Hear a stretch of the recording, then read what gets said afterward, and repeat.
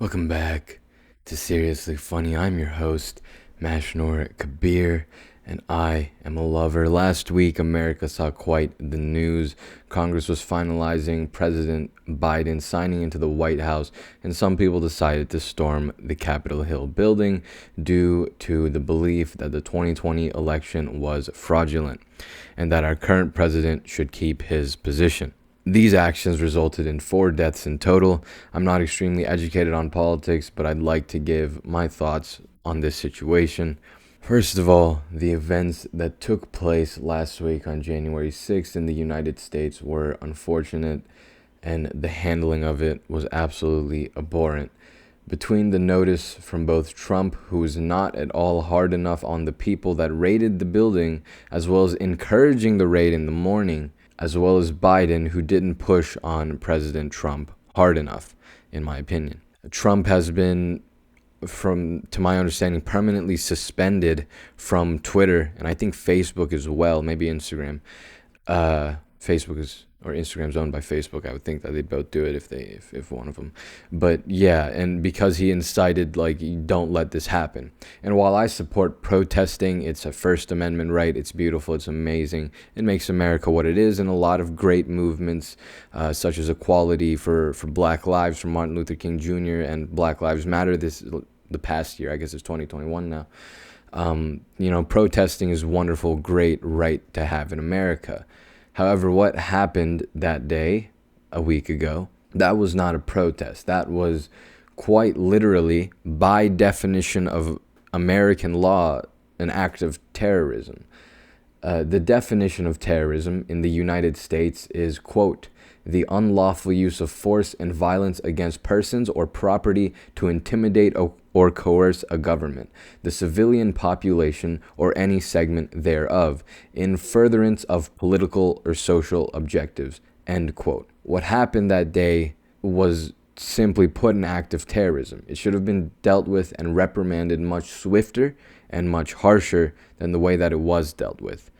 It was really bad. 4 deaths, I think, in total, maybe more, since it's been a few days now, and the count might have gone up. But extremely unfortunate, really, really sad, really terrifying. Hopefully, no one was affected directly by this. Luckily, it did get handled in some way, shape, or form. But I think Trump, in his addressing of the situation, his primary or his primary first addressing of the situation, he said this happens every election. No, it definitely doesn't. For Trump's election, yes, there were protests on the streets, quote, or with the hashtag not my president thing happening, but there was no raiding or legitimate direct act of terrorism. Yeah, it's horrible. It's not fun. It's scary to see, especially for just America in general. I mean, again, this isn't common, regardless of what Trump said, but hopefully, I really, really hope that it doesn't become common. Again, protest is great, but becoming physical, raiding the Capitol Hill, that's absolutely just too much. And undermines the entire building of this entire country and how it works and how it should be running and what it's meant to be doing. If this continues, it seriously is a threat to our democracy. If we do not believe in the institution of voting for our president, the head of our country, and we start to engage in treason over these things, serious problem. Yeah, if we lose belief in the system of our democracy, it's extremely dangerous to where we could go. So hopefully this doesn't become a common practice, and hopefully this doesn't happen 4 years later in 2024 or in 2028 or any time ever again. Hopefully nothing like this ever happens again, and I'm sure that next year or next election they will definitely bump the security up, if nothing else, and if they don't, that would be quite inane, so I'm sure they will. And while we're on this strange political thing, often on social media I see these things. I see people say, quote, don't follow me, don't look at me, don't talk to me if you support someone that I don't support, end quote. I think that line of separation, or I think that line of thinking, it grows separation and it grows bias, and that's not great. the reason that our country is having most of the problems that it's having now is due to its polarization and due to its separation. We can't actually do anything. Doing anything in this country takes an extraordinary amount of time, and it's just hard because it's not about who's truly correct or incorrect, whose ideas are actually right or wrong. It's legitimately, you have a different belief system than I do, and for that reason, I'm just going to say no to you automatically. End of story.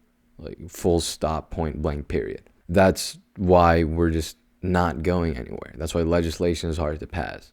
And so when we sit here as people, as Americans, for the Americans, if you're not American, great for you. You just get to watch this and laugh at it. As we sit here and say, don't follow me, like, I don't want to talk to you if you believe in whatever, it's contributing to the problem. We need to talk to each other. We need to listen to each other, regardless of whether or not we agree. Without a discourse, without a conversation, none of this matters. Back in the days of ancient Greece and ancient Rome, one of the longest standing empires in all of human history, these people, they created and have spread this art of rhetoric, this art of speaking, this art of persuasion, this art of talking to your fellow human beings. And instead of studying this, instead of learning how to talk to each other, instead of learning how to converse with each other, instead of learning how to properly and civilly disagree with each other, we just say, no, F you, you're wrong. And that, again, not good. It doesn't help anything. It makes the country stagnant. It's quite the time. Yeah, I mean, along with that, on a logical perspective, on a completely logical level, it's a lot better and it's a lot easier actually to disagree with someone and to argue someone's point and to change someone's belief if you hear and understand their argument fully. So when I was in high school, one of my math teachers, I had him for 2 years. He was not 2 years. I think 2 years. He was absolutely wonderful. Love that guy. Great math teacher. I wasn't great at math, but he was patient with me. He was really kind. He talked to me a lot. Great guy. He did what he could for me, and I really appreciate that. And anyways, he said he took a business ethics class and a philosophy class in college for some credits, and in those, you're basically just arguing. And so in those classes, one thing he would do is he would always learn the grader's point of view, so the professor's point of view or the TA's point of view. TA is teaching assistant. And he would argue, he would write his papers and his essays the opposite of what the professor or the grader believed. And the reason he would do this is because the professor and the grader, they 100% understand their argument. So if you say their argument and you say it in a way that they don't agree with, it's going to go badly. But if you argue against them after understanding their argument, then you can do better. You'll get a better grade, just cognitive biases and stuff. And so that's just a point to understand the other side's argument, understand what the other side is saying, and then you can argue it a lot better than just, no, I don't want to talk to you, end of story.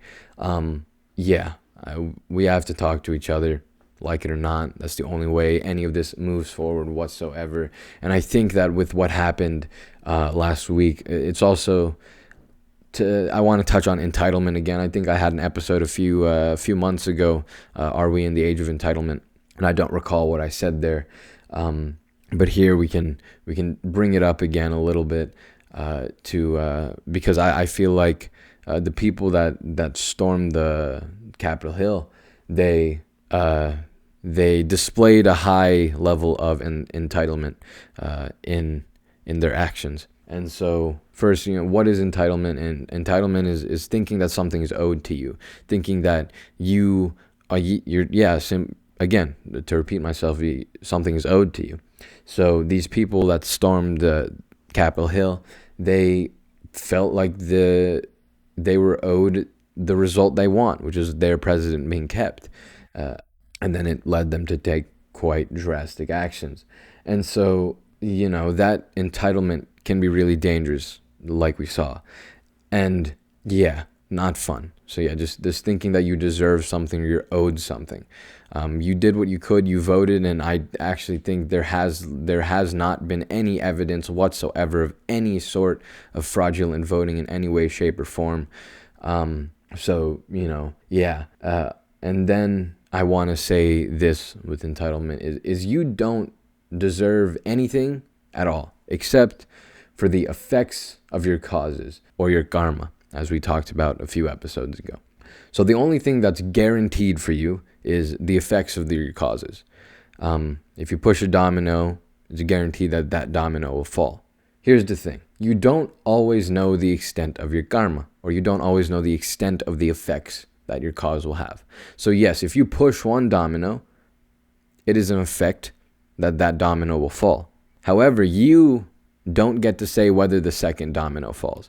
There's a chance it does, but there's also a chance that it fails horribly. When I was a kid and I was lining up my dominoes, I had this beautiful domino line set up, right? And then one domino, just one, it was too far away. And then the rest of them didn't fall, and it's just stopped in the middle. Really depressing, horrible time. Really just yanks your heart out. It was like, it was just not a fun time, okay? It was like landing on the moon and realizing it's a hologram and then falling through space into the sun. A horrible time, okay? Horrible time. But you don't know what your effects are. So at the end of the day, like practically speaking, you really don't deserve anything because you don't know what you're going to get. You don't know your effects. You don't see the future. Like how often do you do things with a certain intention and then it just goes completely wrong? Probably fairly often. We're human and it happens. We don't have that much insight into the future. Even me, I'm very logical, very careful with the things I do, and I F up so much. I make a ton of mistakes all the time, misunderstanding how people are going to react, overestimating and underestimating how people are going to react, usually underestimating. And, I learned from that. But again, yeah, you can study and you can do what you can. So you can vote, you can protest, you can peacefully protest, but at the end of the day, like you don't get exactly the thing you want. Like deal with it.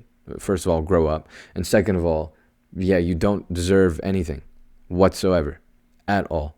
Nil, kaput. You just don't understand enough about the future to do that. Unfortunately, we're just humans here, and none of us are God, and we can't really play God. We can do statistics and probability, but that's about as far as it can go. Look at your weather. How often do you look at the weather and then it just lies to you? Okay, we can only guess the future so well. We can try. Like the weather's not completely inaccurate. It's good. But yeah, anyways, entitlement goes against a concept we talked about, again, a few episodes ago. Detachment, vairagya. So we talked about vairagya, and if you're entitled, if you display entitlement, detachment is quite literally the exact opposite of vairagya, of detachment. So detachment is surrendering to the effects. So hoping for an effect, doing everything you can in hopes for receiving a certain effect, but then just surrendering after that. After you do what you can do, you just say, all right, what happens now happens. End of the story. That's it. Maybe I'm going to pass. Maybe I'm going to fail. Oh, by the way, I don't know if I said it about my physics final. My physics final, yeah, it went horribly, as anticipated. Yeah, that's vairagya, right? So just letting go and saying, I did what I could, now what happens, happens. Entitlement is the exact opposite of that. It's saying some people didn't even do what they could. They just think, I deserve this thing. I don't need to do anything. It should be given to me, regardless. When you see snobby rich people on the Netflix TV shows, they just like, I deserve this thing. And then by the end of the show, they say, come give me this. And then no one comes give it to them. And then they're all alone and sad. And then they switch sides and then they become good people. And then the story ends and it's happy rainbow sunshine and you cry because it was a beautiful, beautiful movie. Now, in life, unfortunately, things don't go that way, and people just don't understand. Most people aren't going to realize their issue there. Entitlement really does come oftentimes from a fair amount of a lack of empathy. And so, again, we didn't talk about personality disorders. disorders last week in our last podcast episode, but one of the personality disorders is cluster B personality disorder, which is narcissistic personality disorder. And within that, there's a high level of entitlement, and narcissistic personality disorder often comes, or a fair amount of it comes from a lack of empathy in a certain twisted kind of way. And so, that said, I'm not saying everyone that has some entitlement or narcissistic. That's not true in any way, shape, or form. I don't think entitlement is even a diagnostic criteria for narcissistic personality disorder. But yeah, anyways, entitlement, opposite of detachment. To speak on disorders again for a second, I think personality disorders, again, we didn't touch on it, and still waiting to see how the previous episode does. If it seems like a lot of people are looking for that and a lot of people are searching for that, definitely will be making the personality disorder episode sooner than later. But if it has less searches and stuff, I'll wait a few more weeks probably. Yeah. Yeah, gotta keep up with our trends. I think the fifth vital from Mike Malak, my episode 5, has the most views, and probably mostly because people are looking up a audiobook version of it, and they click on my podcast. But yeah, anyways, that's for personality disorders. I wonder how, like, psychiatrists have to do a certain level of just kind of guessing or conjecture. Like, how do you actually know if someone doesn't have empathy? What if they just suck at talking? So yeah, I don't know. A lot of mental disorders and illnesses get either misdiagnosed in the sense of that there is no diagnosis, or misdiagnosed in the sense that wrong illness. Like I said with PTSD in the last episode, PTSD will often get diagnosed as bipolar disorder or as depressive disorder or something else. And because it's just so many symptoms, and it can be confused for so many things. There's also one thing I don't think I talked about last episode, which I'll mention here. So there's SLD, and that is a it's not SLD, it's not a disorder. SLS, there we go, SLS.